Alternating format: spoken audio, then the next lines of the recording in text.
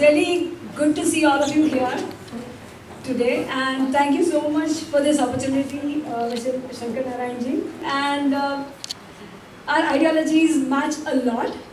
So, just like the Satvic Vegan Festival, like what he means by Satvic Vegan here is like being non-violent. That's something which really resonates with me a lot. There are lots of vegans, and in the name of trying to promote veganism, there's a lot of violence also sometimes coming into it in the words, not in the actions maybe, but in the words sometimes. And Shankar Narayanji was speaking to me one day. He was saying like, if you are a vegan, you have to even move out of that space. So Satvic here means being very non-violent, ahimsak. And this is what I resonate a lot with. For me, my journey has been, I'm a nature care practitioner, and I support people in healing themselves by just guiding them. And the most important principle that I take forward, I take to them, is the principle of ahimsa.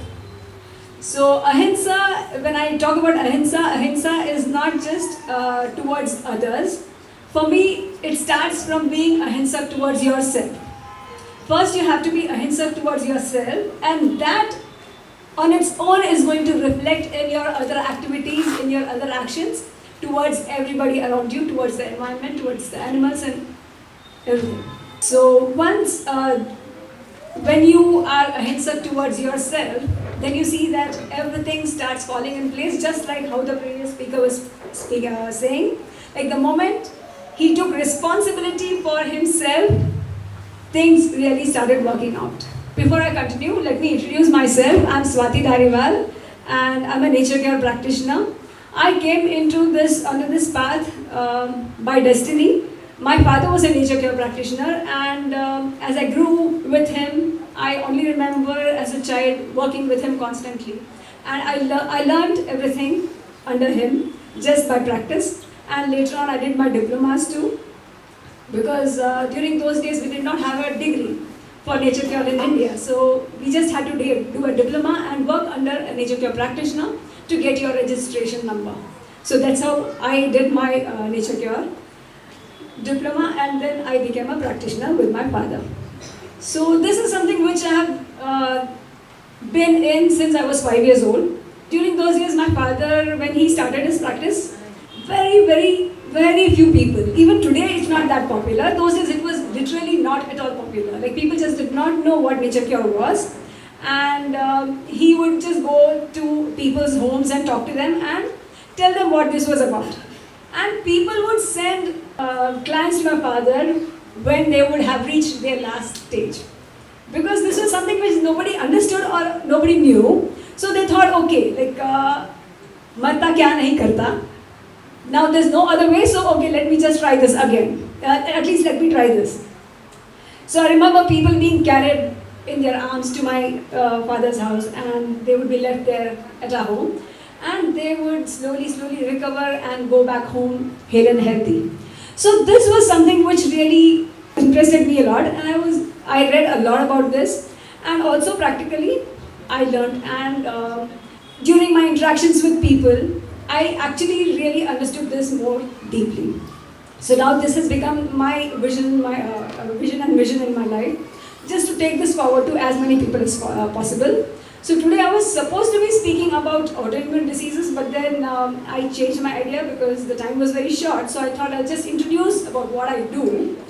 And so this is how my kind of work is, where I just guide people into becoming as ahimsak as possible in their life. So when I say being ahimsak, we start with just taking responsibility for ourselves.